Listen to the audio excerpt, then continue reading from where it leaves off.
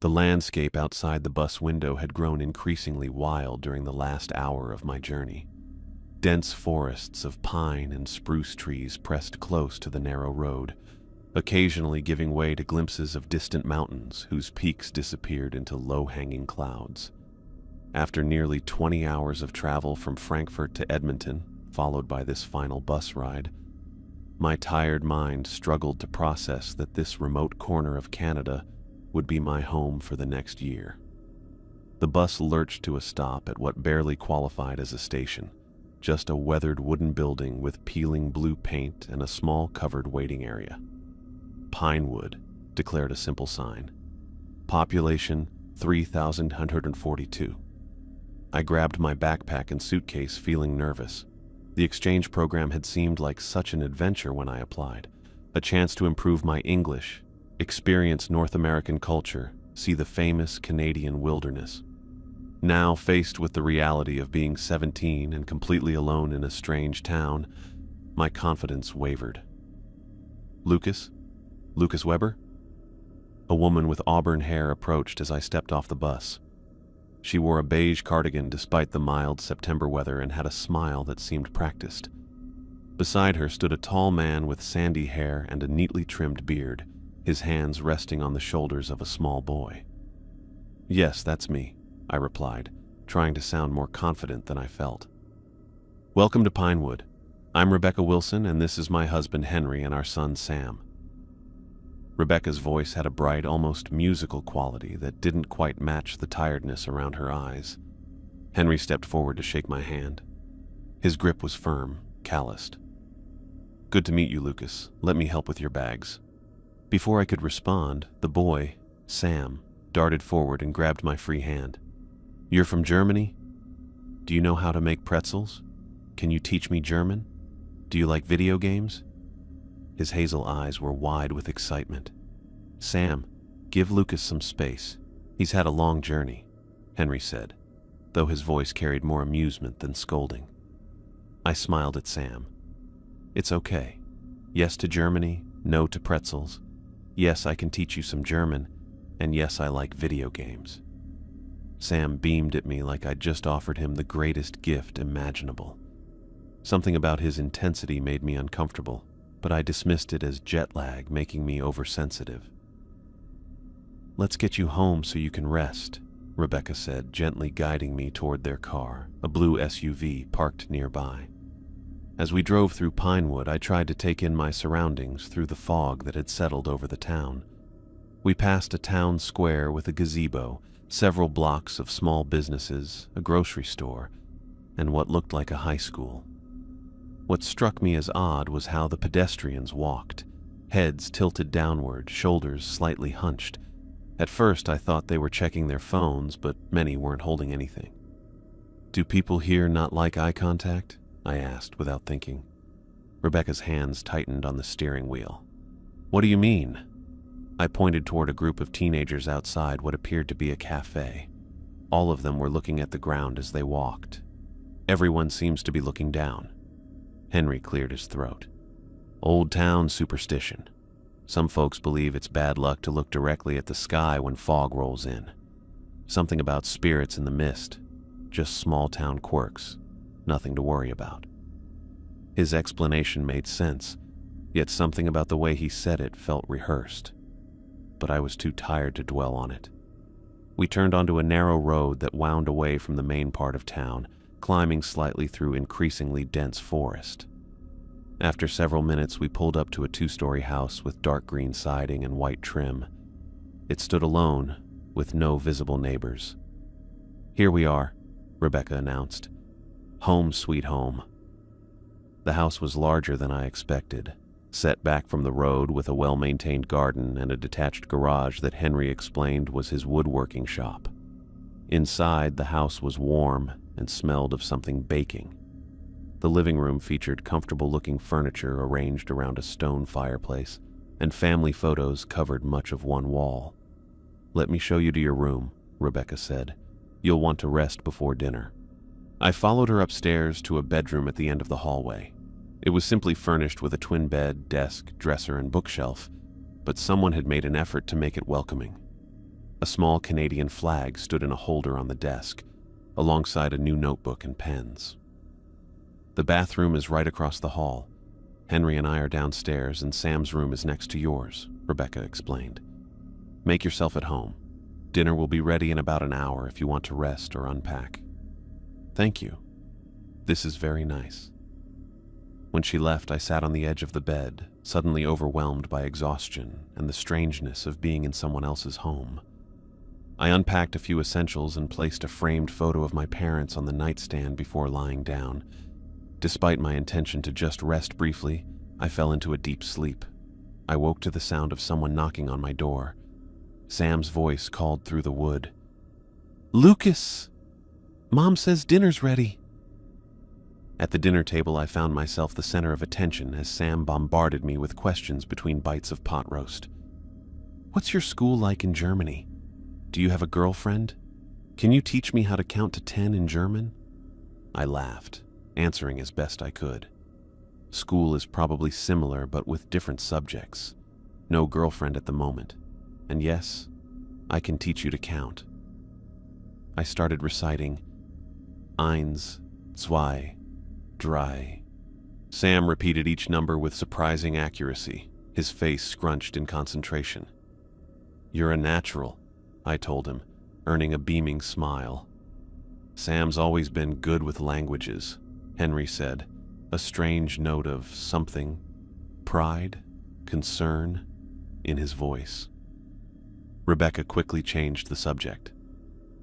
"Lucas, Henry will drive you to school tomorrow morning. Since you can't drive here, he'll take you on his way to work. The school's only about 10 minutes away." "That's very kind. Thank you." "It's no trouble," Henry assured me. "I open the shop at 8 and school starts at 8:30, so it works out perfectly." After dinner, I helped clear the table despite Rebecca's protests that I should rest. Sam followed me around like a shadow, asking more questions about Germany and my life there. His curiosity was endearing, if a bit exhausting.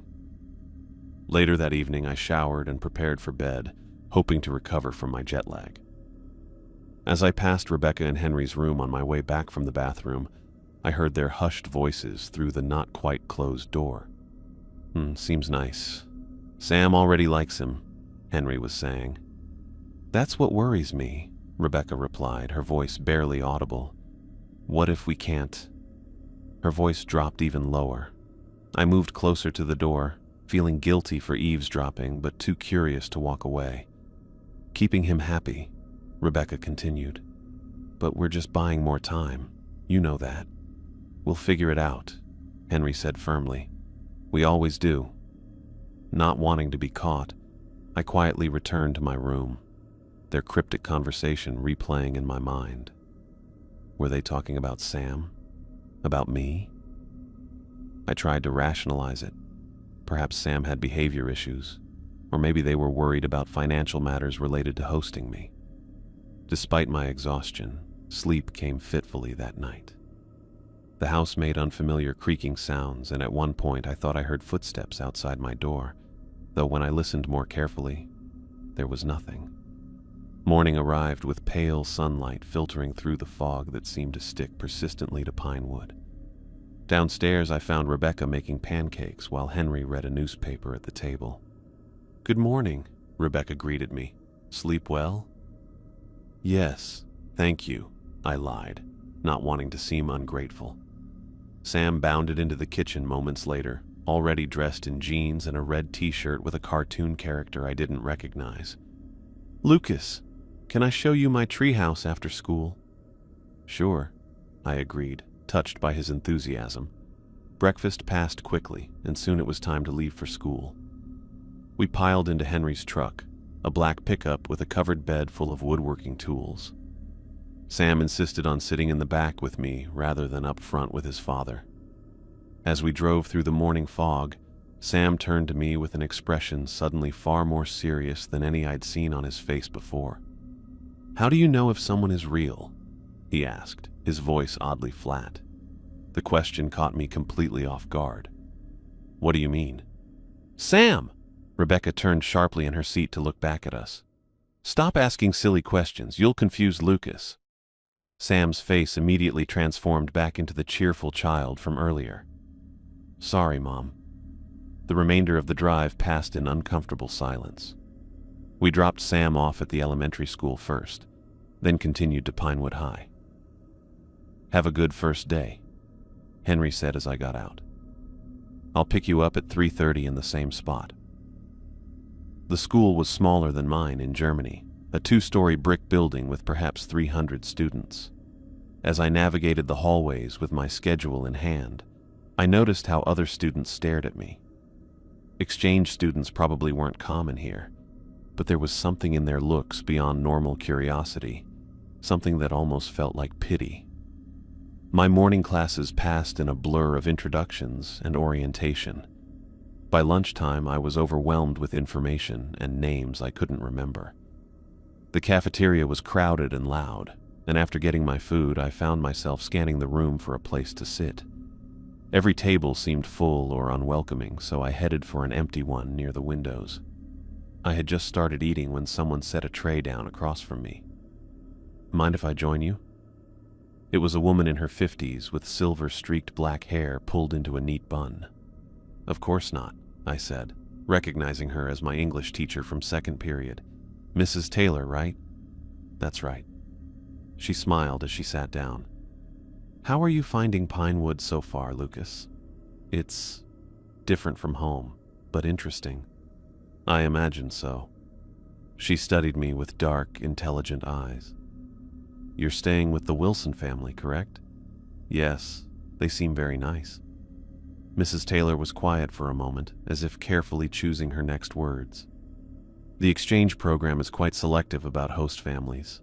She took a bite of her salad before adding, almost casually, "They've chosen well this time." Something about the way she said it, "this time," made me uneasy. Before I could ask what she meant, the bell rang, signaling the end of lunch period. "If you need anything at all, my classroom is always open," Mrs. Taylor said as she stood, "even if it's just to talk." As I watched her walk away, I couldn't shake the feeling that her offer held more significance than simple teacher hospitality. Combined with the strange whispers I'd overheard and Sam's unsettling question in the car, it left me wondering exactly what kind of town I had come to. Mrs. Taylor's words, "They've chosen well this time," stuck in my mind as I stared at my reflection in the bathroom mirror. 2 weeks had passed since my arrival in Pinewood, and the phrase continued to resurface whenever something felt off about this place, and things felt off constantly. I splashed cold water on my face and headed downstairs. Morning sunlight came through the kitchen windows, making patterns on the floor. Rebecca stood at the stove, flipping pancakes. "Morning, Lucas," she said without turning around. "Sleep well?" "Fine, thanks." The lie came easier now, after 2 weeks of practice. I hadn't slept well since arriving, but telling Rebecca about the footsteps I heard at night or the shadows that seemed to move outside my window would only make me sound paranoid. Henry entered from the back door, sawdust clinging to his flannel shirt. "Weather's clearing up. Good day to work in the shop if you're interested, Lucas." "Sure," I nodded, taking the plate Rebecca offered. Working with Henry had become part of my after-school routine. His woodworking shop behind the house was impressive, full of specialized tools and half-finished projects. He taught me basic techniques, showing surprising patience as I fumbled through making simple boxes and coasters. What struck me as odd, though, was how rarely anyone came to buy Henry's work. Beautiful handcrafted furniture sat gathering dust, yet Henry insisted the business supported their family. "Orders mostly come through the website," he explained when I asked. But I never saw him packing shipments or heard him discussing orders with customers. After breakfast, Henry drove Sam and me to our respective schools. As usual, Sam insisted on sitting beside me in the back seat. "Will you play with me after school?" he asked, his small hand finding its way to my arm. "If I finish my homework," I replied, trying not to show my discomfort at his constant need for my attention. Sam's face brightened. "I'll help you, I'm really good at math."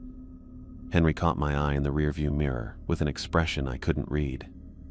"Sam, Remember, Lucas needs his space sometimes. But space was exactly what Sam never gave me. In the 2 weeks I'd been there, he had developed an uncanny ability to appear wherever I was. I'd look up from my homework to find him standing in my doorway, watching silently. I'd step out of the shower to discover him sitting on the hallway floor, apparently waiting for me. Twice now I'd woken to find him beside my bed, claiming nightmares had driven him from his room. At school, I moved through the day mechanically, still adjusting to the different teaching styles and curriculum. During lunch, I decided to walk to the small grocery store near campus to buy a snack. The sky was a clear, crisp blue, a rare sight in foggy Pinewood. As I walked back toward the school, munching on a granola bar, a strange formation of birds caught my eye. They moved in a tight spiral pattern unlike anything I'd seen before, almost like they were being pulled toward a central point. What happened next was so bizarre I nearly dropped my snack. Every single person on the street, at least a dozen people, suddenly looked down at the ground. A woman yanked her child's head downward. An elderly man turned to face a storefront. A teenager crouched to tie his already tied shoe.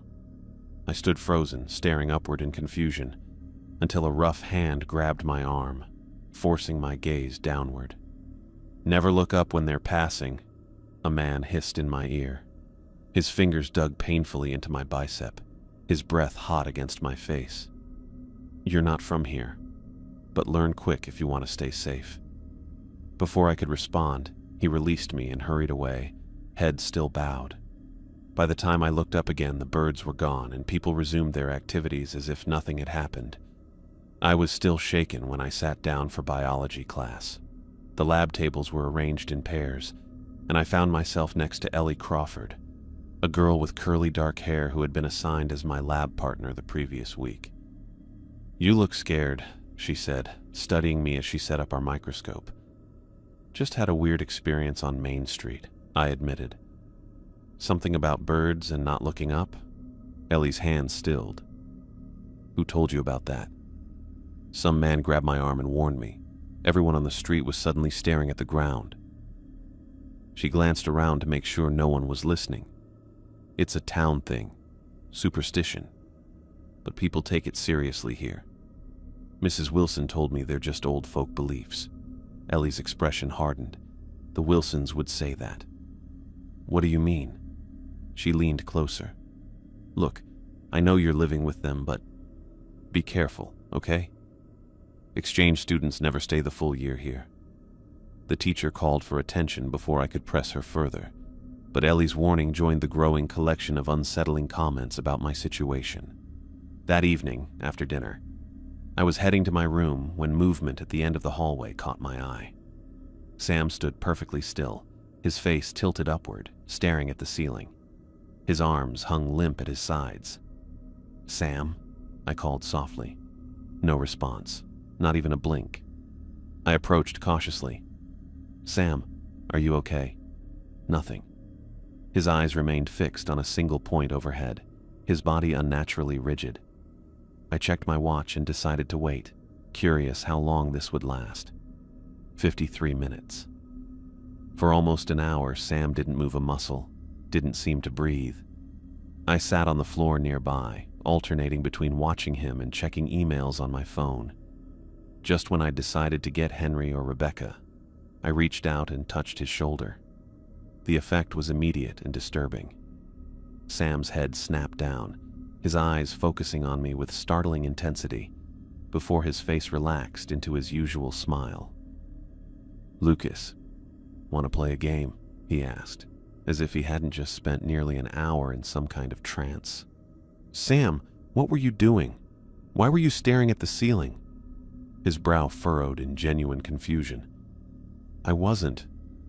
I just came upstairs to find you. You were standing here for almost an hour without moving." Sam laughed, the sound too high-pitched. "You're silly, Lucas. I can't stand still for even 5 minutes. Mom always says I'm like a tornado." He skipped off toward his room, leaving me cold despite the normal hallway temperature. The next day, Henry picked me up from school and asked me to help in the shop. I sanded pieces for what would eventually become a small side table while he worked on more intricate joinery. "You have steady hands," Henry noticed. "Good eye for detail, too." "Thanks. My father's an engineer. He taught me to be precise." Henry nodded approvingly. "You miss them? Your parents?" "Every day," I admitted. "We video chat when the time zones align, but it's not the same." "Family is everything," Henry said, his voice taking on an unusual intensity. "There's nothing a parent wouldn't do for their child. Nothing." Something in his tone made me uncomfortable, but I nodded agreeably and returned to my sanding. At dinner that evening, Rebecca had prepared an elaborate meal: roast chicken, mashed potatoes, 3 different vegetables, and fresh rolls. We ate in comfortable silence until Sam put down his fork and looked directly at Henry. "If I died, would you want me to come back?" he asked, his voice eerily calm. The question landed like a bomb at the table. Rebecca's fork clattered against her plate as she dropped it. Henry froze with his water glass halfway to his mouth. I could barely breathe with all the tension. "Sam," Rebecca's voice cracked, "we don't talk about such things at the dinner table." "But would you?" Sam persisted, his gaze moving between his parents. "Would you want me back, even if I was different?" Henry set down his glass with deliberate care. "Sam, that's enough. I just want to know." "Let's not talk about such things," Rebecca interrupted, her voice shaking. "Lucas, would you like more potatoes?" The abrupt change of subject was jarring, but I accepted the offered dish, grateful for anything that might diffuse the tension. Sam looked upset, but returned to his meal, the strange moment apparently forgotten. Later that night, unable to sleep, I crept downstairs for a glass of water. A soft sound from the living room caught my attention, something between a sob and a whimper. I peered around the doorway to see Rebecca sitting on the couch, family photo albums spread across her lap, tears streaming down her face. She traced a finger over one particular photo, her shoulders shaking with silent sobs. From my angle, I could just make out the image: a younger Sam, maybe 5 or 6, grinning widely at the camera, a front tooth missing. "I'm so sorry," she whispered to the photo. "I'm so sorry." I backed away silently, feeling uncomfortable for witnessing something so private. Whatever secrets this family harbored, they ran deeper than I had imagined. As I climbed the stairs, a floorboard creaked beneath my foot. I froze, hoping Rebecca hadn't heard, and found myself face to face with Sam, standing motionless on the landing. "Can't sleep?" he asked, his voice oddly adult in the darkness. "Just getting some water," I managed. Sam tilted his head, studying me. "Mom cries a lot at night. She thinks no one notices." Before I could respond, he turned and walked back to his room, leaving me alone with questions I wasn't sure I wanted answered. Sleep evaded me that night. I kept replaying Rebecca's tears, Sam's unnatural stillness, and that disturbing dinner conversation about death and returning. Something was profoundly wrong with this family and this town. I needed answers. As October arrived, bringing shorter days and a permanent chill to the air, I found myself lingering after classes, watching the calendar count down the days I'd been in Pinewood.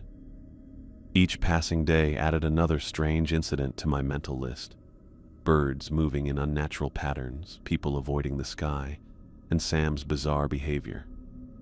I'd considered Mrs. Taylor's offer to talk several times, but hesitated, unsure if I was overreacting. But after seeing Rebecca sobbing over Sam's photo and hearing his unsettling questions about death, I couldn't ignore my unease any longer. I found her alone in her classroom after the final bell, red pen in hand as she marked essays. The afternoon sunlight came through the windows, lighting up dust particles between us. "Lucas," she said without looking up, "I was wondering when you'd come."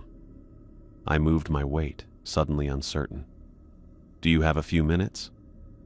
Mrs. Taylor set down her pen and gestured to a chair beside her desk. I have all the time you need. I sat, trying to organize my thoughts. Where to even begin? There's something strange about this town. Her expression remained neutral, but her eyes showed interest. What makes you say that? People looking down when birds fly overhead. Sam asking about death at dinner. Rebecca crying over old photos of Sam while apologizing. I took a breath. And you said, they've chosen well this time, about my host family, like something happened before. Mrs. Taylor glanced toward the door, then rose to close it. When she returned to her desk, her posture had changed, her shoulders tense, her movements more careful. What I'm about to tell you isn't known to outsiders, she began, her voice low. Some locals don't even know the full story anymore, just the rules they must follow. I leaned forward, feeling my pulse quicken. Pinewood wasn't always called that. The indigenous peoples who lived here for thousands of years had another name for this place, one that roughly translates to the land between worlds. Her fingers traced invisible patterns on her desk. They believed this area contained a gateway, a thin spot where our world touches others. Like a portal? I asked, struggling to keep the skepticism from my voice. Mrs. Taylor smiled thinly. More like a permeable boundary. According to their legends, entities descended from the sky to claim souls. Looking upward was considered an invitation. The memory of the man grabbing my arm on Main Street flashed through my mind. That's why people look down when those bird formations appear. She nodded. When European settlers arrived, they dismissed these beliefs as superstition. They built the town despite warnings, cutting down the sacred groves to make way for houses and shops. But strange things began happening. Crop failures, mysterious illnesses, children vanishing. I felt cold despite the warm classroom. The founding families grew desperate. According to town records, they sought out the remaining indigenous elders, begging for help. Mrs. Taylor's voice dropped even lower. What happened next isn't recorded officially, but family histories tell of pacts made with these entities. The town would be granted prosperity in exchange for periodic tributes. Sacrifices, I corrected flatly. Her eyes met mine. Yes, but that's just superstition, right? Old folklore? Mrs. Taylor opened her desk drawer and removed a small leather-bound book. This is the Journal of Thomas Blackwood, one of the original founders. It details the town council's meetings from 1879 to 1882. She opened it to a marked page and slid it toward me. The handwriting was ornate but legible. April 17th, 1881. Council voted 5-2 to proceed with the offering. The Bennett boy was selected as he has no kin in town. The hunger grows stronger. We have little choice. May God forgive us. My stomach twisted. This can't be real. Every 77 months, the town would experience what they called the hunger. Crops would fail, livestock would die, people would sicken. Mrs. Taylor took the journal back. Some families made more personal bargains. Personal bargains? Some bargains aren't about town prosperity, but individual desires. She hesitated. The entities can grant almost anything: wealth, power, health, even the return of something lost. Sam's dinner question echoed in my mind. Would you want me back, even if I was different? The Wilsons, I began, watching her reaction. What about them? Mrs. Taylor's face paled slightly. I can't speak about specific families, but you know something. Lucas. She leaned forward, her voice urgent. Be careful. Watch. Listen. But be careful what you ask directly. Some questions aren't safe to pursue. Are you saying I'm in danger? She didn't answer immediately. Just be observant, and maybe don't spend too much time alone with Sam. My next question died on my lips as the classroom door swung open. Henry stood in the doorway, his expression unreadable. There you are, Lucas, he said evenly. I've been waiting in the parking lot. I hadn't told him I was staying after school. How did he know? Sorry, Mr. Wilson, Mrs. Taylor said smoothly. We were discussing Lucas's essay on local folklore. He's showing remarkable interest in Pinewood's history. Henry's eyes flickered between us. Is that so? Well, we should get going. Sam's waiting in the truck. I gathered my backpack, feeling nervous. As I reached the door, Mrs. Taylor called after me. Remember what I said about that book recommendation, Lucas? Some stories are better left unfinished. The drive home was silent and tense. Henry didn't mention finding me with Mrs. Taylor, and I didn't volunteer any information. Sam chatted about his day from the back seat, seemingly unaware of the tension between Henry and me. That weekend, Henry announced we were going hiking. Best time of year to see the forests, he explained at breakfast, before the heavy snows come. Can we go to the wishing tree? Sam asked, eyes bright with excitement. Rebecca's fork clattered against her plate. I don't think that's a good idea, honey. But I want to show Lucas, Sam insisted, his voice taking on that eerie adult quality that still unnerved me. Henry and Rebecca exchanged a look I couldn't decipher. We'll see, Henry said finally. We set out mid-morning, driving about 30 minutes to a trailhead near what Henry called Spirit Lake. The day was crisp and clear, autumn colors painting the landscape in brilliant reds and golds. Under different circumstances, I might have enjoyed the stark beauty of the Canadian wilderness. Sam skipped ahead of us on the trail, occasionally disappearing around bends only to jump out with a boo when we caught up. Henry seemed distracted, his usual confidence replaced by a tense alertness. How much has Mrs. Taylor told you about Pinewood? He asked suddenly as we hiked. I nearly stumbled. Just some local history, superstitions. Henry nodded slowly. This area has a rich folklore. People develop unusual beliefs when they're isolated for generations. She mentioned something about entities and sacrifices, I ventured, watching his reaction carefully. His jaw tightened. Old stories to scare children, nothing more. Dad, Lucas, come see. Sam's voice echoed from ahead. We rounded a bend and entered a small clearing. In its center stood the most bizarre tree I'd ever seen. Its trunk twisted upon itself like a massive corkscrew, its bark blackened as if burned. Though autumn was well underway, its gnarled branches remained covered with leaves.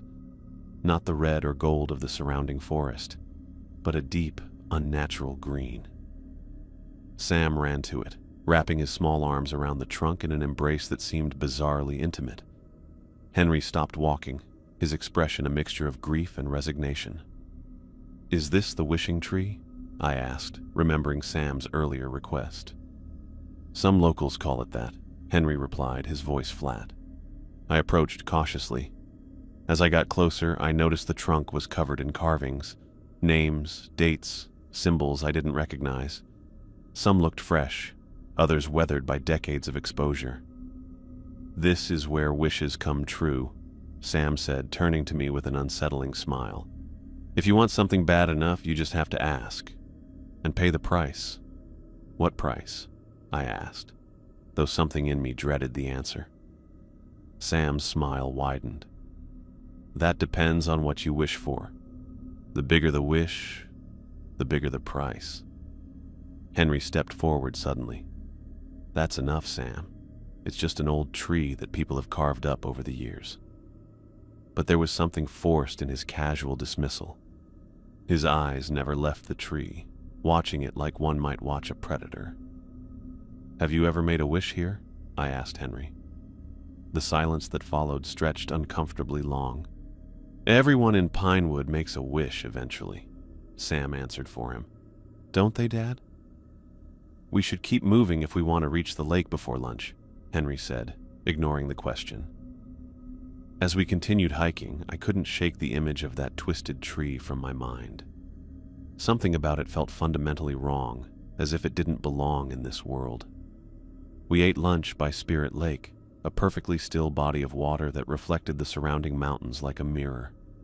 Despite the picturesque setting, Henry remained tense, checking his watch frequently. On the hike back, we got separated briefly when I stopped to retie my bootlace. When I caught up, I heard Sam's voice coming from behind a large boulder just off the trail. I know, he was saying, but you have to wait a little longer. We found you a good one this time. I rounded the boulder, expecting to find Henry, but Sam was alone, talking animatedly to empty air. Sam? I called cautiously. He spun around, not startled but annoyed at the interruption. For a split second, his face seemed to blur like a television with poor reception before snapping back to normal. Lucas, were you spying on me? His tone was playful, but his eyes remained cold. Who were you talking to? My friend, Sam said simply. You can't see him. Only special people can. I looked around, seeing nothing but trees and rocks. What's your friend's name? Sam tilted his head, considering. He doesn't have one that humans can say. Before I could respond, Henry called from up ahead, his voice echoing with unmistakable urgency. Sam, Lucas, we need to go now. The walk back to the car was brisk and silent. Dark clouds had begun gathering overhead, and the wind carried the promise of rain. We made it home just as the first heavy drops began to fall. By evening, the storm had intensified, thunder rattling the windows as rain lashed against the house. Rebecca prepared a hearty stew for dinner, the normalcy of the family meal a jarring contrast to the strangeness of the day. Did you see the wishing tree? She asked, the question directed at Henry rather than Sam or me. We passed it, Henry replied neutrally. The look that passed between them contained volumes of unspoken communication.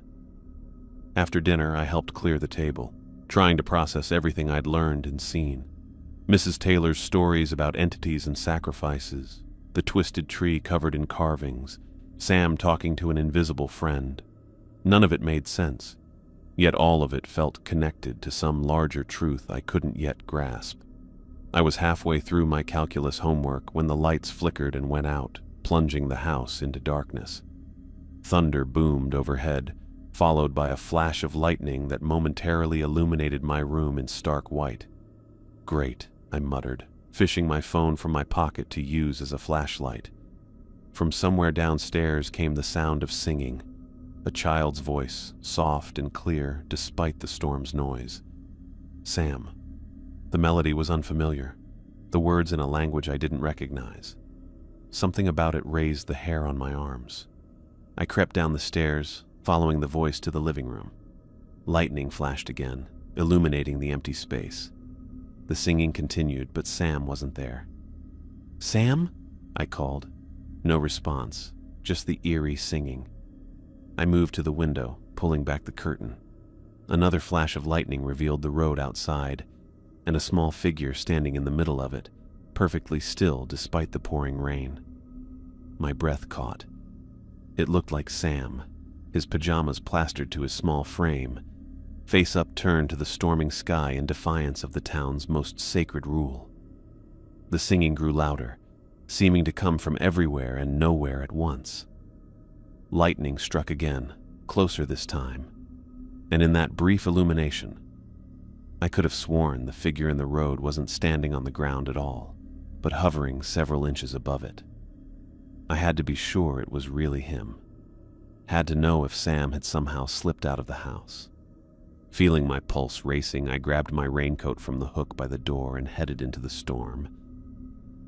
Rain pelted my face as I raced down the driveway. The wind tore at my raincoat, nearly ripping it from my shoulders, but I pushed forward through the storm. Lightning forked across the sky, illuminating the road ahead in brief, frozen moments. Sam, I called, my voice disappearing into the howling wind. Sam, what are you doing out here? Another flash of lightning revealed the small figure still standing in the middle of the road, face tilted upward toward the raging sky. I splashed through puddles, rain soaking through my pants and into my shoes. You need to come inside, I shouted, now only about 20 feet away. Lightning struck again, closer this time, and in that brilliant white flash, I saw it clearly. It wasn't Sam. Or rather, it was something wearing Sam's appearance like clothing that didn't quite fit. The proportions were wrong, arms too long, neck bent at an angle no human spine could achieve. When the thing turned toward me, Sam's face stretched unnaturally wide, the smile extending almost to where ears should be. I froze, feeling suddenly cold despite the rain's warmth. The creature's head tilted, first to one side, then impossibly far to the other until it was nearly upside down. Its eyes, too large in their sockets, focused on me with clear recognition. Lightning flashed again, and the thing moved, not walking or running, but scuttling sideways like some enormous insect, still wearing Sam's distorted face. It darted toward the tree line with jerky, unnatural speed. "Wait!" I called out, though I had no idea why. What would I do if it actually stopped? By the time the next lightning bolt illuminated the landscape, the creature had vanished into the woods. I stood unable to move in the rain, trying to process what I'd seen. Nothing in my life had prepared me for this. The sound of thunder jolted me back to awareness. Standing in the middle of a road during a lightning storm was dangerously stupid. I turned and ran back to the house, slipping twice on the muddy driveway. I burst through the front door, dripping water everywhere, my chest pounding with each breath. "Lucas?" Rebecca appeared from the kitchen, a candle in her hand. "What on earth were you doing outside?" "Sam?" I gasped, struggling to catch my breath. "I saw Sam outside in the road." "What?" Her eyes widened. "That's impossible. He's upstairs in bed." "No, I saw him, or something that looked like him." I pushed wet hair from my eyes. "Where's Henry?" Checking the fuse box. Rebecca set down her candle. "Lucas, Sam can't be outside. I tucked him in myself an hour ago." "I need to see him," I insisted, already heading for the stairs, leaving wet footprints on the hardwood floor. "Lucas, you're soaking wet. You'll catch pneumonia." I ignored her, taking the steps two at a time. The house was pitch black, save for occasional lightning flashes through the windows. I found my way to Sam's room by memory and gently pushed the door open. Another flash of lightning illuminated the room for a split second, enough to see a small form under the covers. But I needed to be sure. I pulled out my phone and switched on the flashlight, directing the beam toward the bed. Sam lay there, eyes closed, breathing steadily. His favorite stuffed dinosaur was clutched against his chest, his dark hair splayed across the pillow. He looked perfectly normal, perfectly human, and completely dry. "I told you." Rebecca's voice behind me made me jump. She stood in the doorway, arms crossed. "He's been asleep this whole time." I stared at Sam, then back toward the window where rain continued to lash against the glass. But I saw something. It looked just like him. "It was dark and storming," Rebecca said gently. "Our minds play tricks on us in those conditions. You probably saw a deer or something." "A deer doesn't stand upright in the middle of a road," I countered. "And it doesn't have Sam's face." Rebecca's expression hardened slightly. "Lucas, you've been under a lot of stress. The move, new school, new country. It's a lot to adjust to. I know what I saw." "Let's get you dried off before you catch your death," she said, deliberately changing the subject. "Come on." I allowed her to lead me back to my room, too shaken to argue further. What was the point? She'd never believe me. I wasn't even sure I believed myself. Sleep didn't come that night. I lay awake listening to the storm, flinching at every creak and groan of the old house. The image of that thing with its distorted face kept flashing in my mind whenever I closed my eyes. By morning, the storm had passed, leaving behind a crisp, clear day that seemed to mock my fears. Sunlight streamed through my window as if nothing strange had happened the night before. At breakfast, Henry studied me over his coffee mug. "Rebecca tells me you went storm chasing last night." "I thought I saw Sam outside," I replied, poking at my scrambled eggs without appetite. "In the middle of a thunderstorm?" Henry raised an eyebrow. That would be quite the sleepwalking adventure. I wasn't sleepwalking, Sam protested, mouth full of cereal. He looked completely normal in the morning light, just an ordinary 10-year-old boy excited about Saturday cartoons. Not you, buddy. Henry ruffled Sam's hair. Lucas thought he saw you outside in the rain. Sam turned to me, eyes wide with curiosity. Really? Was I flying? No, I said, uncomfortable with the attention. It was just a mistake. Probably saw the Jensen boys' scarecrow, Henry suggested. They dressed it up for Halloween last week. Looks pretty realistic from a distance. Rebecca nodded too enthusiastically. That must be it. The wind probably knocked it loose. Their explanations were reasonable, logical even, but they hadn't seen what I had seen.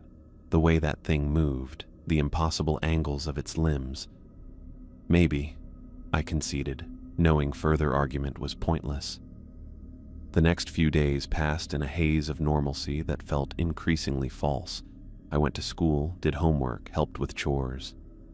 But I couldn't shake the feeling that I was being watched, especially in the woods surrounding the house. On Wednesday afternoon, Henry asked me to help him organize his garage workshop. Could use an extra pair of hands, he said. Some of these tool cabinets need rearranging. I agreed, glad for the distraction. The garage was separate from the house, a large structure that contained both Henry's workshop and storage for the family's outdoor equipment.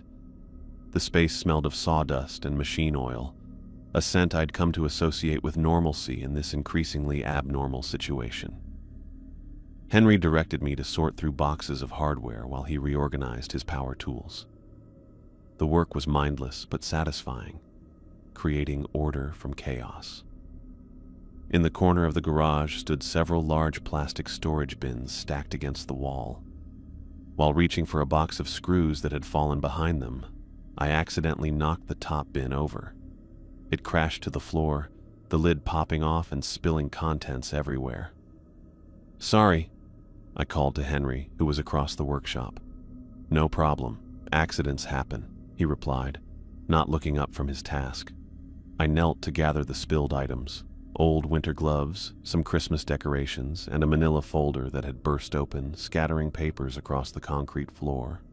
As I collected the papers, a newspaper headline caught my eye. Search continues for missing exchange student. I paused, scanning the article. A 17-year-old girl from Brazil, Gabriela Nunez, had disappeared from Pinewood High School in May of last year. The article included her photo, a smiling girl with dark curly hair. With growing unease, I gathered more papers. They were all newspaper clippings, all about missing exchange students. A boy from Japan who vanished during a school hiking trip. A girl from France who disappeared after a town festival. All from Pinewood. All within the last 2 years. My hands trembled as I shuffled through the clippings. The most recent was dated just 5 months ago. Swedish exchange student presumed dead after extensive search. Find anything interesting? I nearly jumped out of my skin. Henry stood directly behind me, his expression unreadable. I was just cleaning up the spill, I stammered, clutching the clippings. Henry crouched beside me, taking the papers from my hands. Ah, these. He sighed heavily. Not exactly light reading, is it? Why do you have all these? I managed to ask, my pulse racing. Henry carefully returned the clippings to the folder. Research, I suppose you could call it. After we were approved as a host family, I wanted to understand the risks. He met my eyes directly. I worry about you, Lucas. This area can be dangerous for those who don't know it well. 3 exchange students in 2 years? My voice cracked slightly. That's not normal, Henry. Which is exactly why I keep these as a reminder. He placed the folder back in the bin. To make sure we keep a close eye on you, keep you safe. He paused. The wilderness around here is beautiful, but deadly if you're not careful. Those kids didn't have enough supervision. His explanation made sense on the surface, but something in his tone rang false. Or maybe my paranoia was growing. Right, I said, trying to sound convinced. Thanks for looking out for me. Henry clasped my shoulder, his grip just slightly too tight. That's what host families are for. That afternoon, I was sitting on the front porch attempting to focus on homework when Sam bounded up to me, full of energy. "Lucas, let's play hide and seek." I glanced up from my textbook. "I've got to finish this assignment, Sam." "Please?" He dragged out the word, bouncing on his toes. "Mom's baking and says we should play outside. I'm bored." I sighed, marking my place in the book. Maybe some fresh air would clear my head after the disturbing discovery in the garage. Fine, but just for a little while. Sam's face lit up. "Yay, let's play in the woods. You count first." I felt a chill at the mention of the woods, remembering the creature I'd seen during the storm. "How about we stay in the yard?"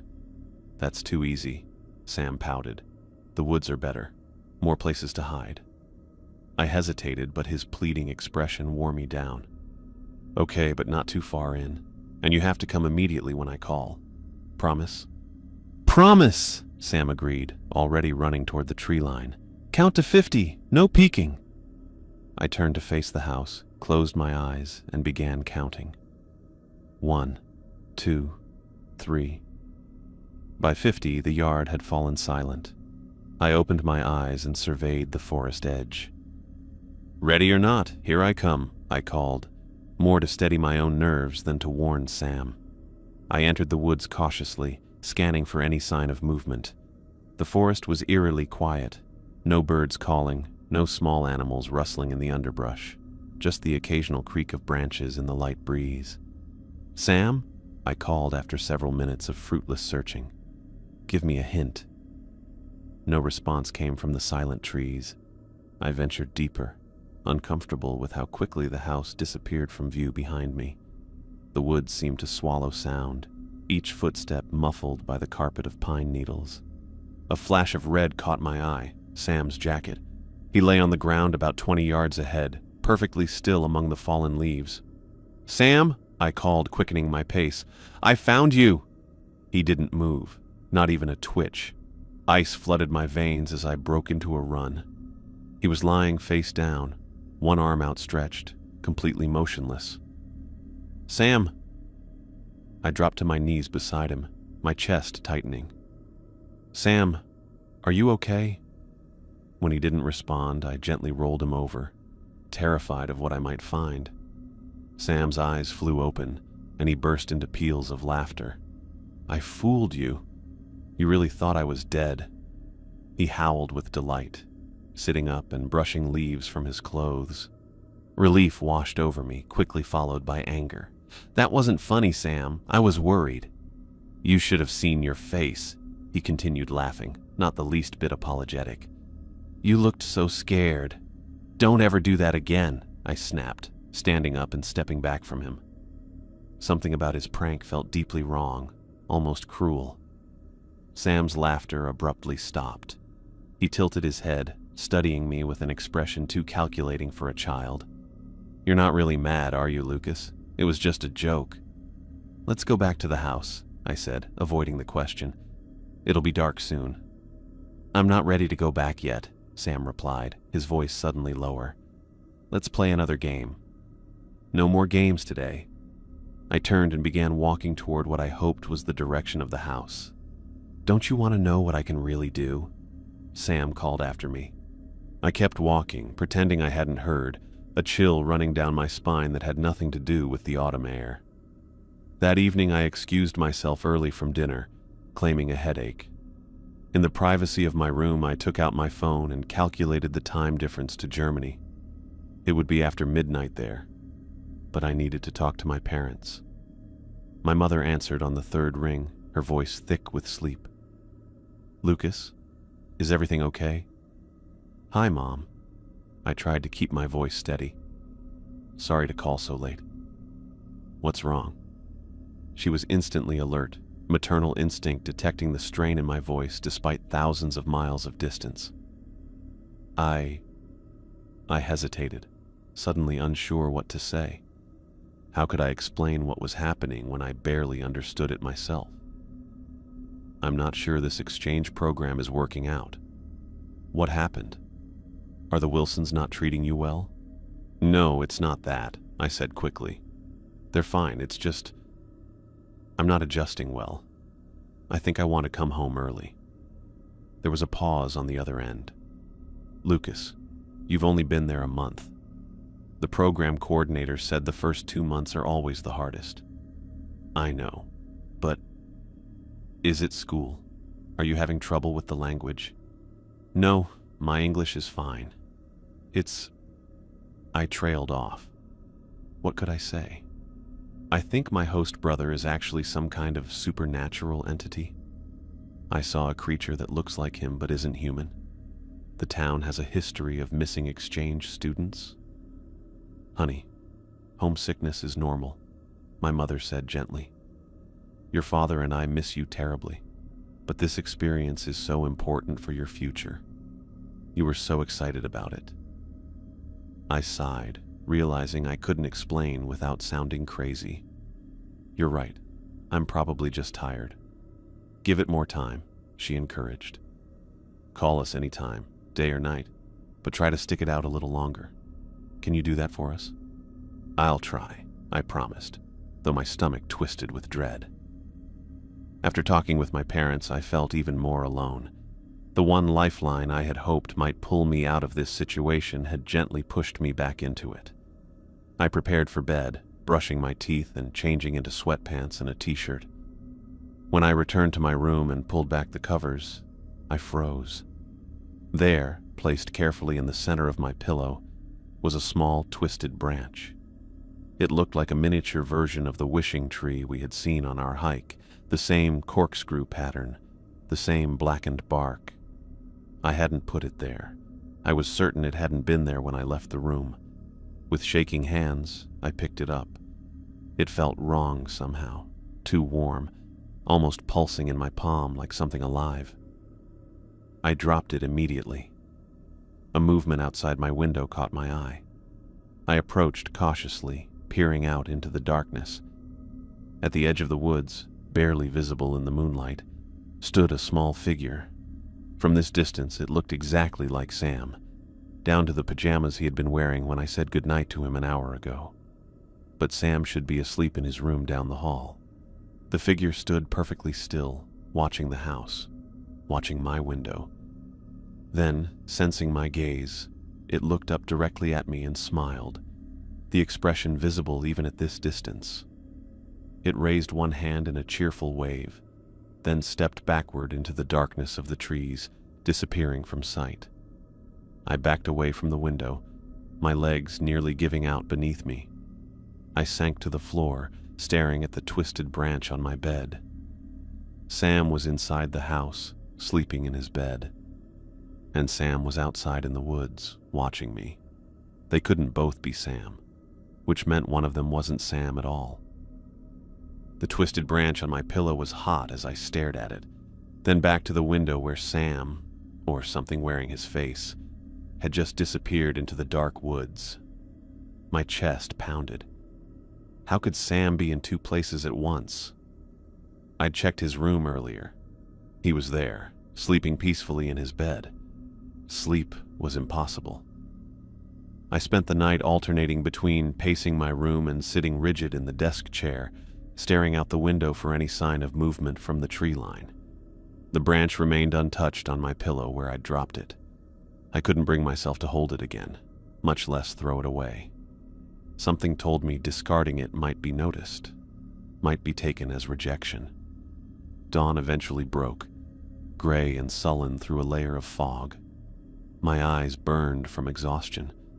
The house began to wake around me.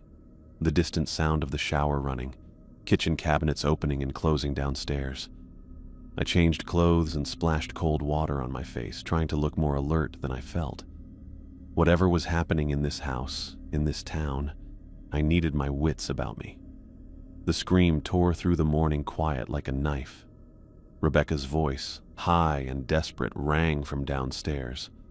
I bolted from the bathroom, nearly colliding with Henry as he emerged from the master bedroom. "Stay here," he ordered, but I was already following him down the stairs.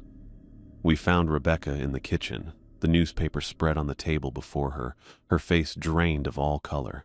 A coffee mug lay shattered on the floor, dark liquid pooling around the fragments.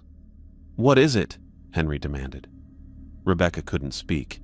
She simply pointed at the newspaper headline. Henry leaned over and I caught a glimpse of bold black letters. "Body of missing exchange student recovered from Spirit Lake." Henry's face hardened as he snatched up the paper.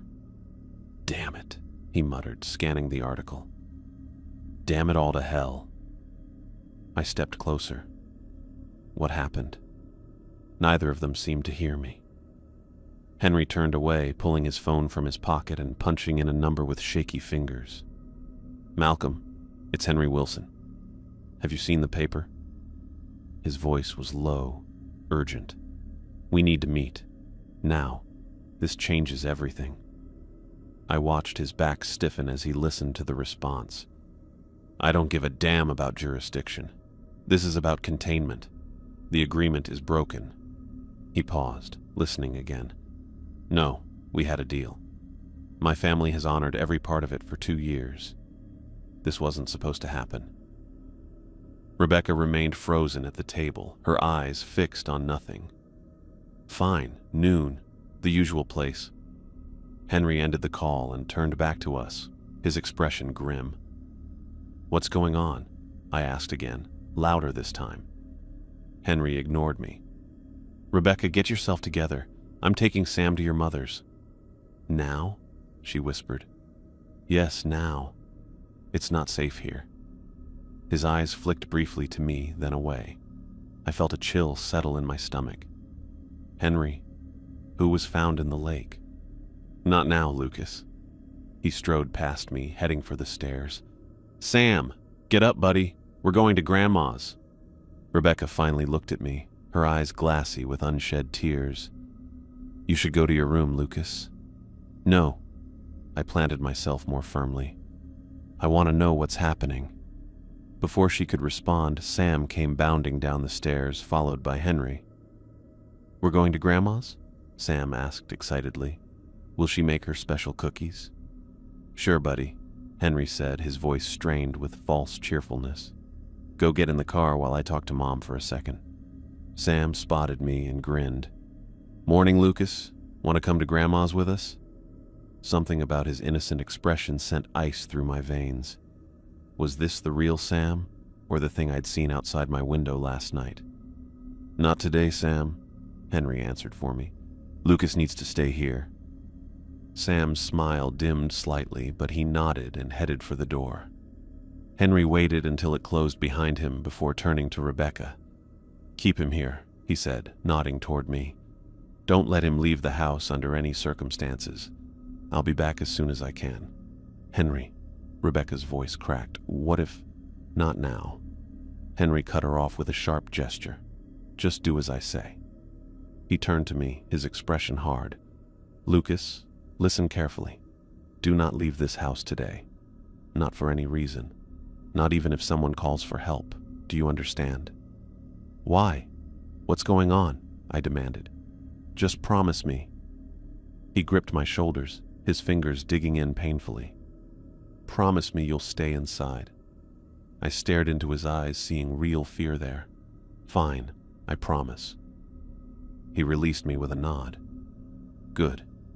I'll be back this afternoon." With that, he was gone, the front door closing firmly behind him. Moments later, I heard his truck start and pull away, leaving me alone with Rebecca.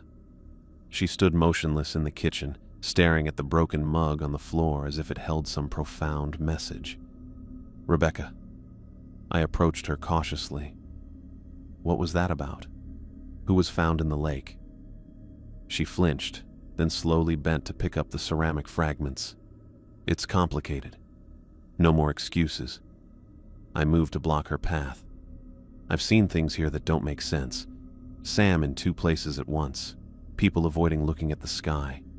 Henry collecting articles about missing exchange students. Now this headline about a body in the lake. I want answers." "You wouldn't understand." She tried to step around me.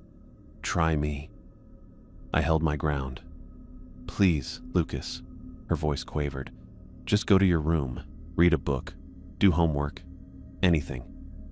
Not until you tell me what's happening. Rebecca set the broken mug pieces on the counter with shaking hands. I can't. Can't or won't, I pressed.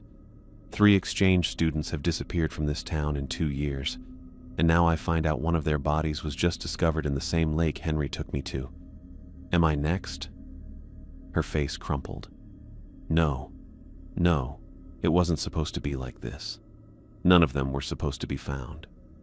The casual admission stole my breath. So you knew. You all knew what happened to them. She sank into a kitchen chair, her legs seemingly unable to support her anymore.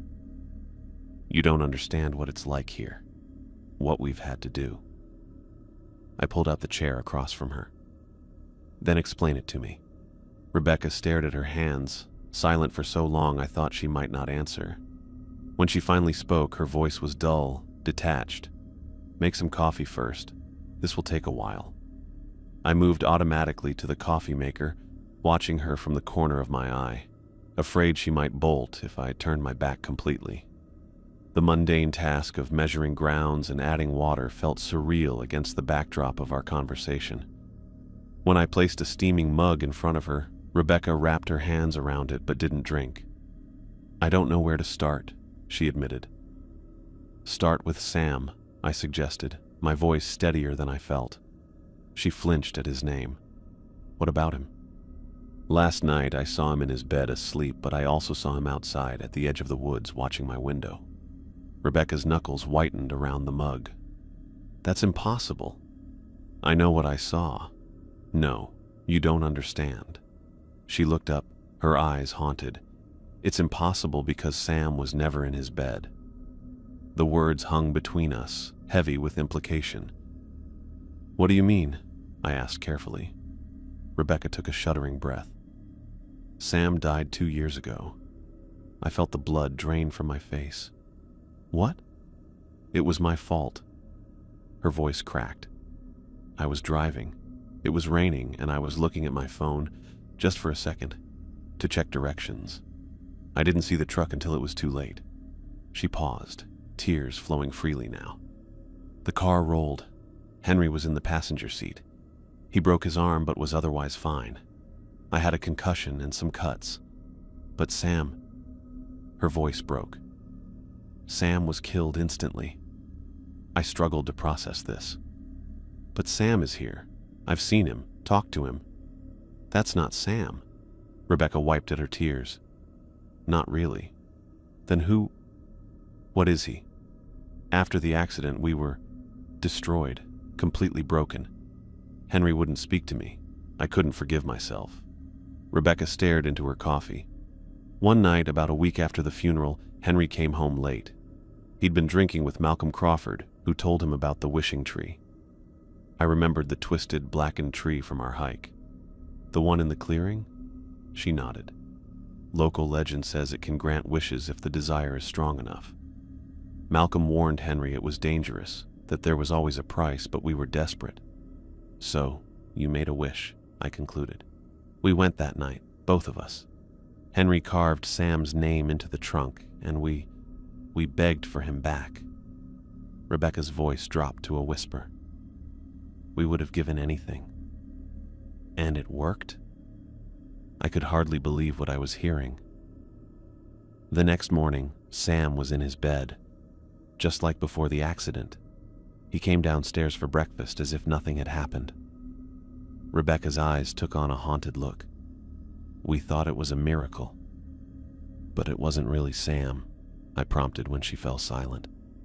No, we realized that pretty quickly. He knew things he shouldn't. Said things Sam never would have said. Sometimes he would just stare at nothing for hours. She shivered, and then the hunger started. Hunger? It needed to feed. Rebecca wrapped her arms around herself. First, it was small animals, squirrels, rabbits. We found them on the back porch, drained of something. Not blood, but something else. Their eyes were always empty, like something vital had been taken from them. I felt sick. And you just accepted this? We were in denial, Rebecca's voice rose sharply. We had our son back, or something that looked like him. We couldn't bear to lose him again. What happened next? I asked, though I dreaded the answer. It started to weaken. The animals weren't enough anymore. It told us, using Sam's voice, that it needed more. Something stronger. Rebecca's shoulders slumped. We didn't know what to do. Henry went to the town council for help. And they knew about this? About the wishing tree? Rebecca nodded. More than we realized. Our family wasn't the first to make such a bargain. There are others in Pinewood, other entities like the one pretending to be Sam. The implications hit me like a physical blow. How many of the townspeople I'd seen were actually these entities? How many were simply humans protecting their secrets? The council made a proposal, Rebecca continued. They would help us feed it in exchange for our silence and cooperation. The exchange program, I whispered, the pieces finally clicking into place.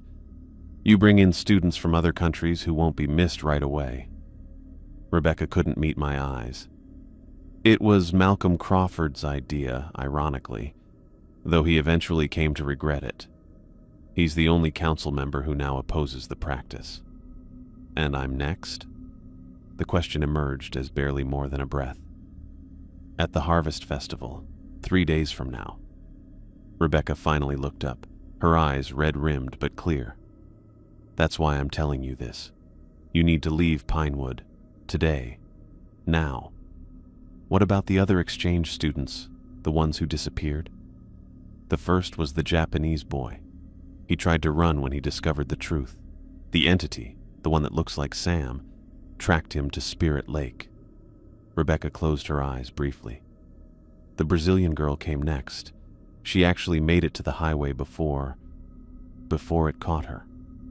And the Swedish student? He was supposed to be consumed during last year's Harvest Festival, but something went wrong. The entity couldn't fully feed. That's why it needs you so badly now. Rebecca reached across the table, gripping my hand. You have to understand, it's starving, and if it doesn't get what it needs from you, it will take the entire town instead. I pulled my hand away. So you're offering me up as a sacrifice to save yourselves? To save everyone, she corrected, including you. If you run, it will hunt you down, and your death will be far worse than what happens at the festival. Why are you telling me this? Why now? Because the Swedish boy's body wasn't supposed to be found. Her voice trembled. The agreement with the entity is broken now. It's no longer bound by the rules we established. It could come for you any time. And that's why Henry took Sam, the entity, away? Rebecca nodded.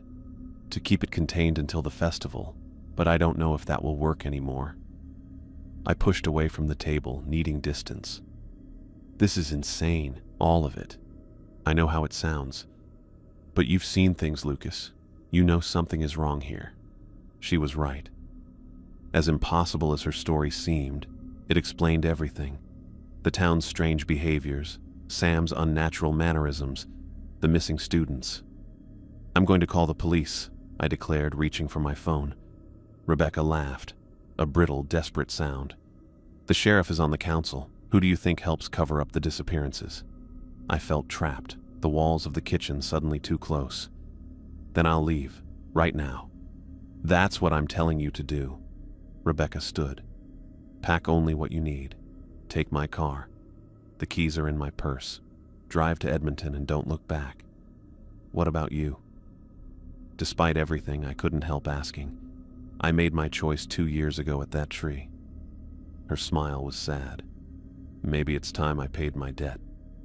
I turned toward the stairs, mind racing. Could I really just leave? Drive away and pretend none of this had happened? But what choice did I have? A soft scraping sound from the living room caught our attention. Rebecca froze, her eyes widening. What was that? I whispered. She didn't answer, just moved silently toward the living room doorway. I followed, peering over her shoulder. Sam's toy box sat open in the corner, his favorite stuffed dinosaur perched on the edge. As we watched, the dinosaur tipped forward, then slid across the hardwood floor with no visible means of propulsion. It stopped in the center of the room, then turned, impossibly, to face us. Other toys began to move. A model car rolled out from under the sofa. Building blocks stacked themselves into a small tower. A children's book flipped open, pages turning on their own. Rebecca backed away, colliding with me. "No," she breathed. "It can't be here. Henry took it away." The stuffed dinosaur rose into the air, hovering about 3 feet off the ground. It rotated slowly, as if examining us. "What's happening?" I choked out, unable to tear my eyes from the suspended toy. Rebecca's face had gone pale as ash. "It's here," she whispered, terror making her voice almost inaudible. "It knows I've told you." The dinosaur dropped to the floor. In the silence that followed, a child's laughter echoed through the house. Sam's voice, but distorted, as if coming from underwater or very far away. "Hide and seek," the voice sang. "Ready or not, here I come." I grabbed Rebecca's arm and yanked her toward the stairs. "Run!" The dinosaur toy skittered across the floor behind us, its plush feet somehow making scratching sounds against the hardwood. Rebecca stumbled, her face pale with terror. "It shouldn't be here," she gasped. "Henry took it away." We reached the stairs as more toys began to move, sliding across the floor with unnatural purpose. That terrible, distorted laughter bounced through the house again, seeming to come from everywhere at once. "Upstairs, now." I pushed Rebecca ahead of me, taking the steps 2 at a time. When we reached the second-floor landing, Rebecca froze, staring down the hallway. There, at the far end, stood Sam, or whatever was wearing his body. His body was rigid, head tilted at an impossible angle, and his smile stretched far too wide across his face. "Mom," it said, the childish voice overlapping with something deeper, older. "You've been telling secrets." Rebecca made a small, broken sound. "Sam, please." "Not Sam," I hissed, pulling her toward my bedroom. "You said it yourself." The thing that wasn't Sam took a step forward, its movements jerky and wrong, like a puppet with tangled strings. "Lucas," it purred. "Don't you want to play with me? One last game before the festival?" I slammed my bedroom door shut and locked it, knowing the flimsy mechanism would provide little protection.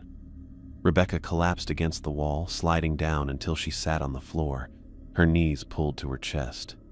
"It's going to kill us," she whispered. I pulled my desk chair across the room and wedged it under the doorknob. "We need help."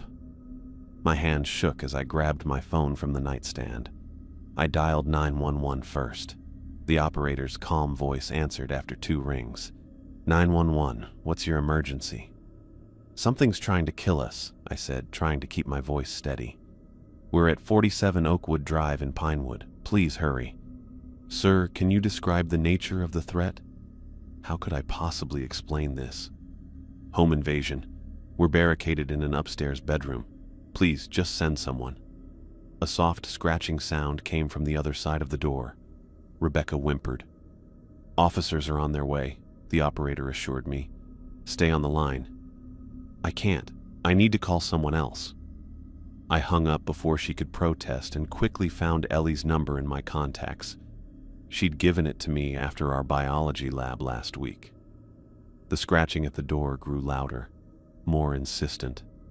Little pig, let me in," sang the voice from the hallway, a chilling parody of a child's nursery rhyme. Ellie answered on the 4th ring. "Lucas? What's up?" "Ellie, I need help. The thing pretending to be Sam, it's trying to get to me." The words tumbled out in a rush.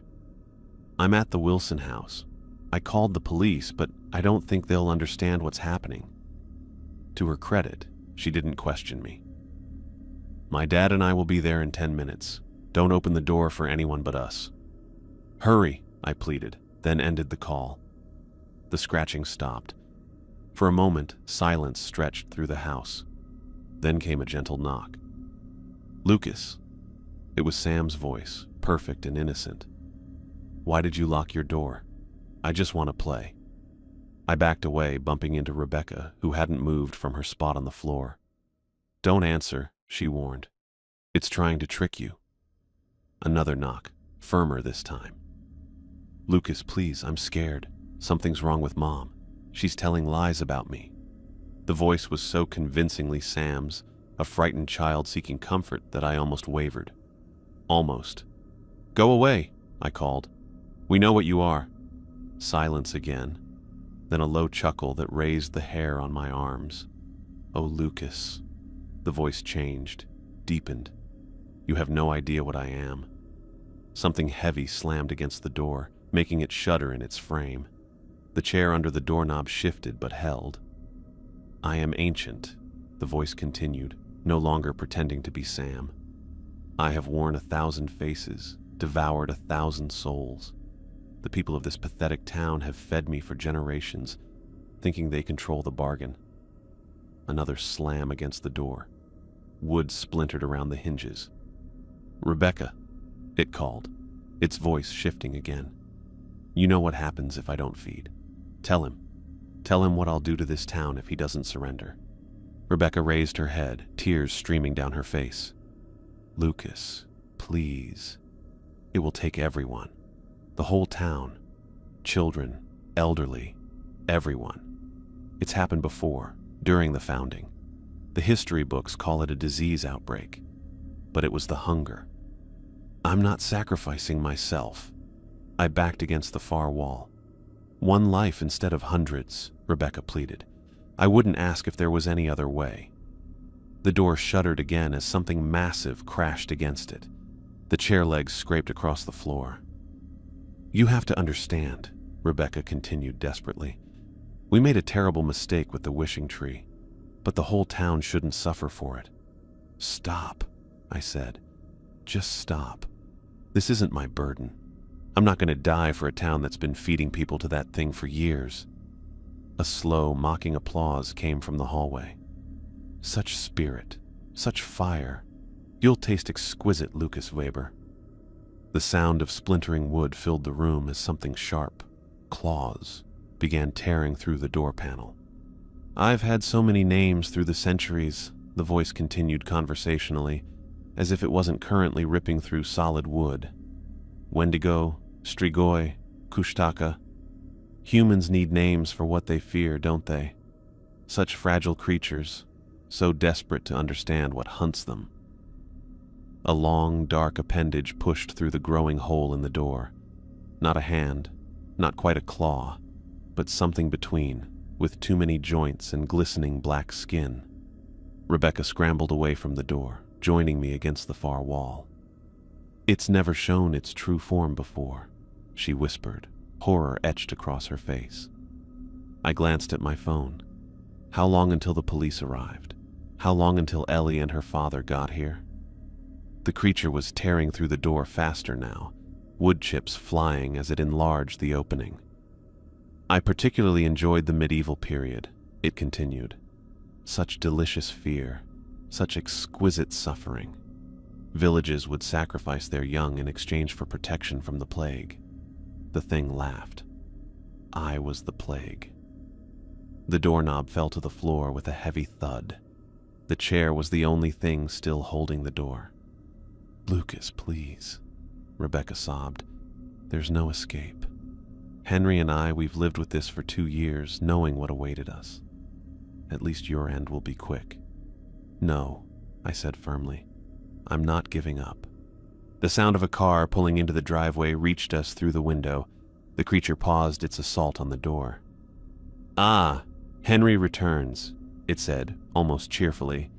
Perhaps he can convince you. Footsteps pounded up the stairs and Henry's voice called out, Rebecca, Lucas? Henry, be careful, Rebecca shouted. It's here, it's in the house. Henry appeared in the gap of the damaged door, his face pale. I know. It followed us home. Left Rebecca's mother's house right after we arrived. He looked past the destruction at us. Are you both all right? No thanks to that thing, I snapped. He ran a hand through his hair. Lucas, listen to me. It's out of control.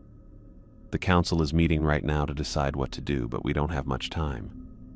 I've already called the police, I told him. And Ellie Crawford and her father are on their way. Henry's expression hardened. Malcolm Crawford can't help us.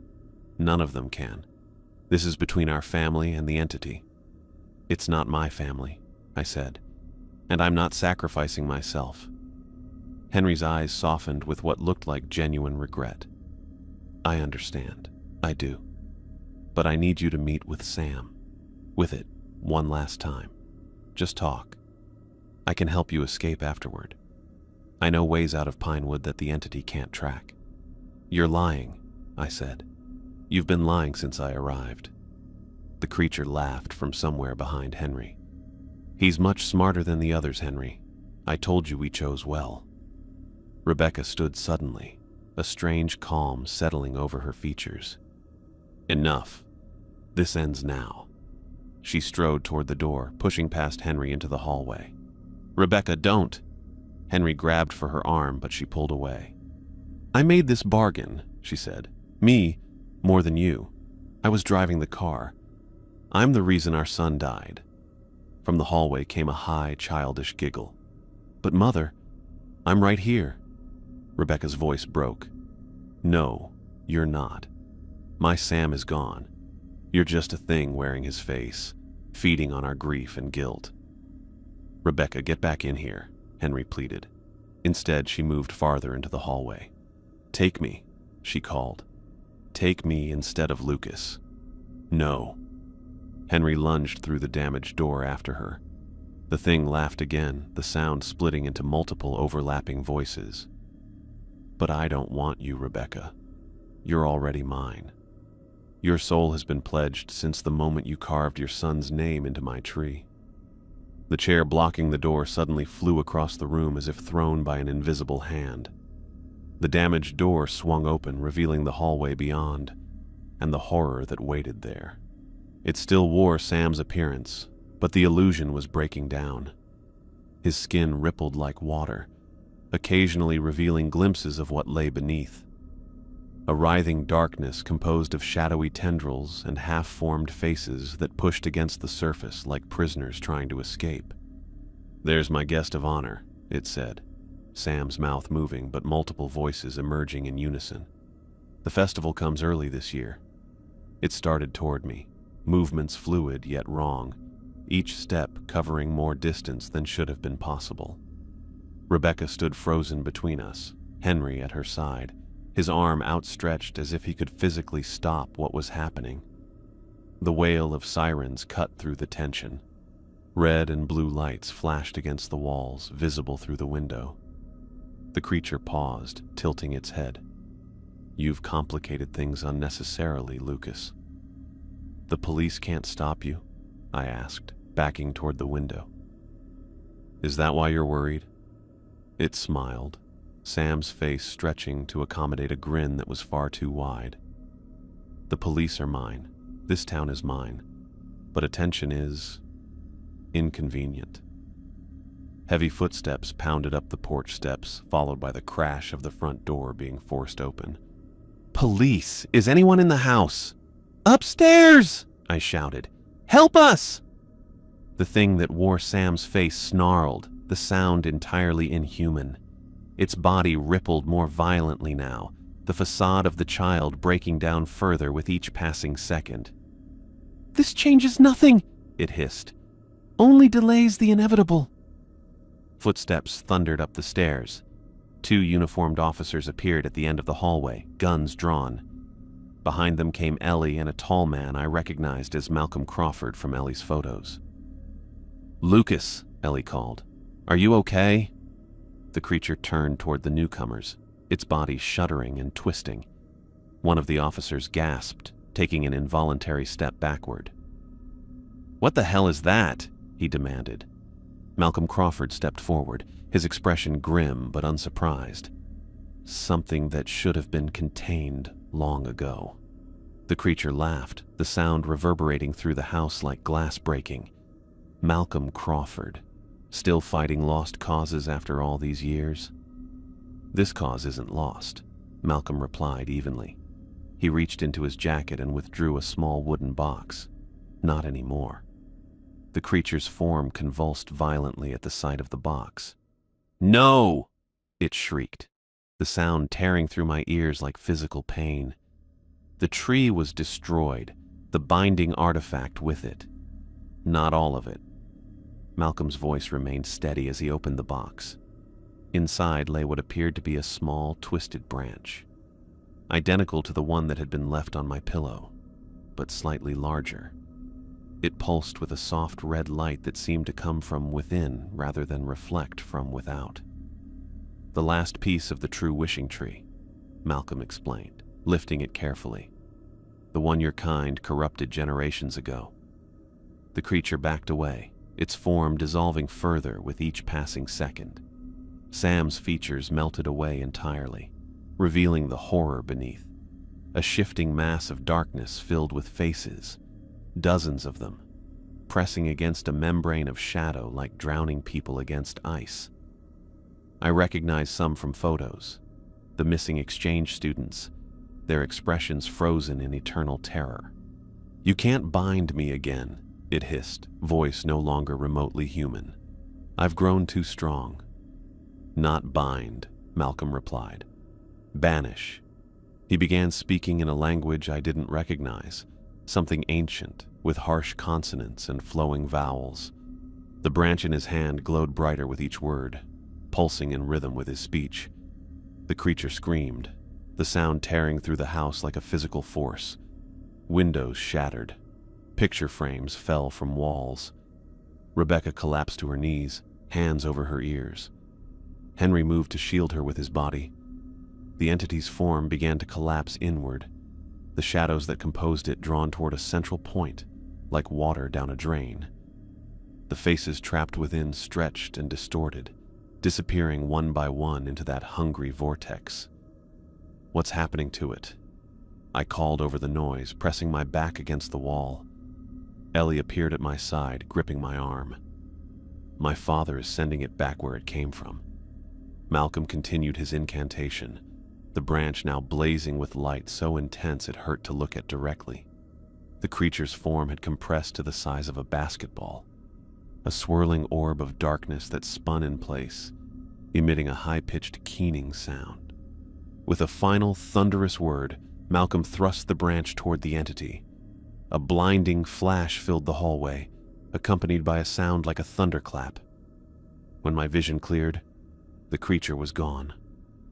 Only a small scorch mark on the hardwood floor indicated where it had been. Malcolm lowered the branch, which had stopped glowing and now appeared to be just an ordinary piece of wood. His shoulders slumped with exhaustion. "Is it over?" Rebecca whispered, lowering her hands from her ears. "Yes," Malcolm nodded. "For now, at least." Henry helped Rebecca to her feet, his face ashen. "What happens to us?" Malcolm's expression hardened. "That's for the authorities to decide. The council has been disbanded. Those who knowingly participated in the sacrifices will face justice." "And the town?"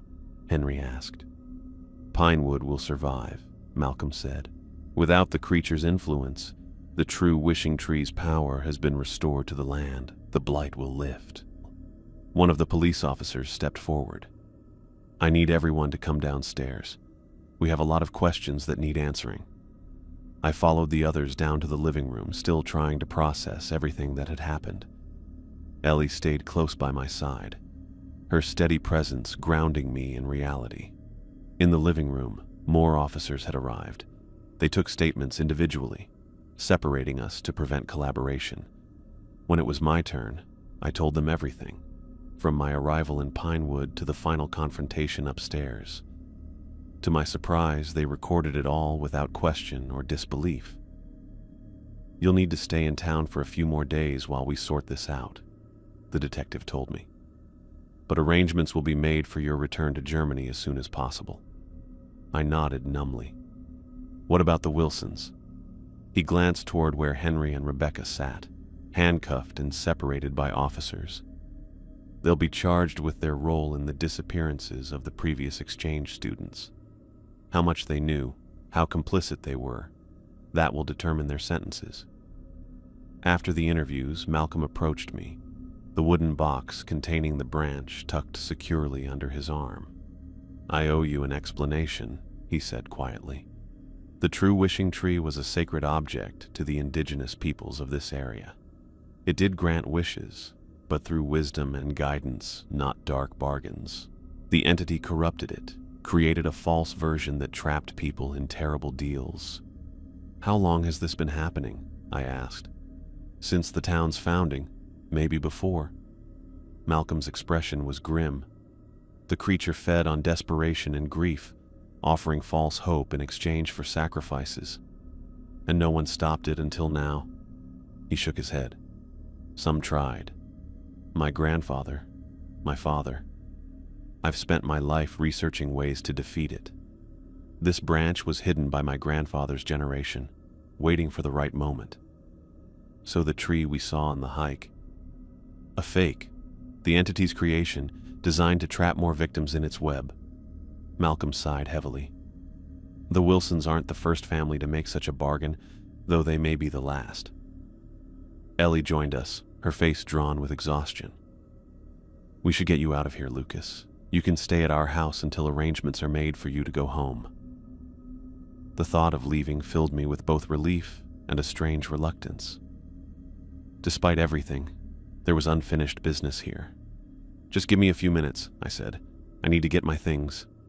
They nodded, and I headed upstairs to my room. The hallway still bore the scars of the confrontation, splintered wood, burn marks on the floor. Sam's room was directly across from mine, the door slightly ajar. I hesitated, then pushed it open.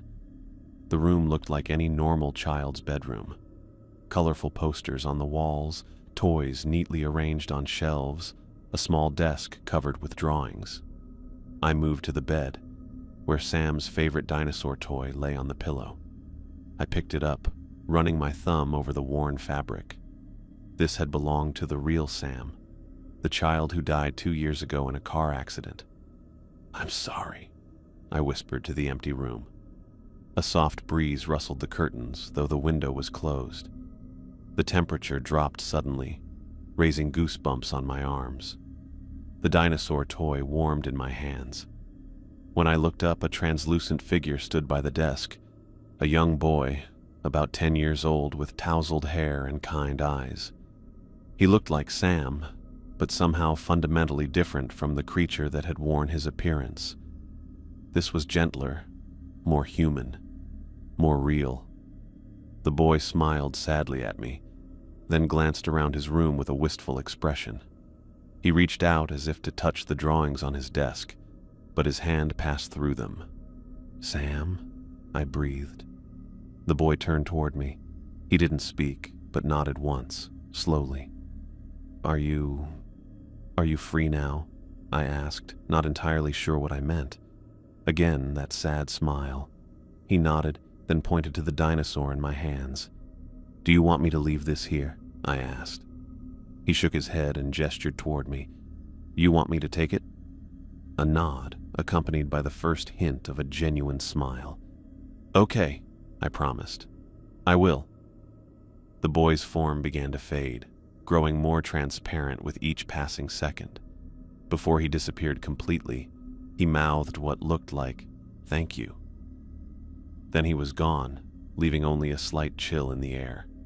I carefully placed the dinosaur in my backpack and finished gathering my essential belongings. The police would ship the rest of my things to Germany later. Downstairs, Ellie and her father waited with one of the detectives. "All the entity's illusions will collapse now," the detective explained as we prepared to leave. "People under its influence will begin to see clearly again. It may be difficult for some." I thought of Rebecca and Henry, facing the reality of their son's death without the comfort of even the twisted simulacrum they'd lived with for 2 years. Despite everything they'd done, I couldn't help feeling a pang of sympathy. As we stepped outside, I looked back at the Wilson house one last time. What had seemed like a charming family home just weeks ago now stood revealed as a prison of grief and dark bargains.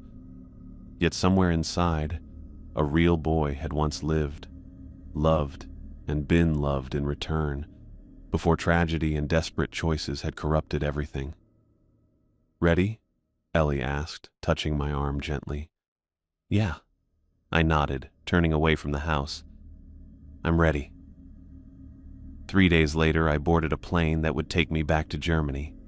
My parents had been told a sanitized version of events, that my host family had been involved in criminal activity, necessitating my early return. They were just happy I was coming home safely.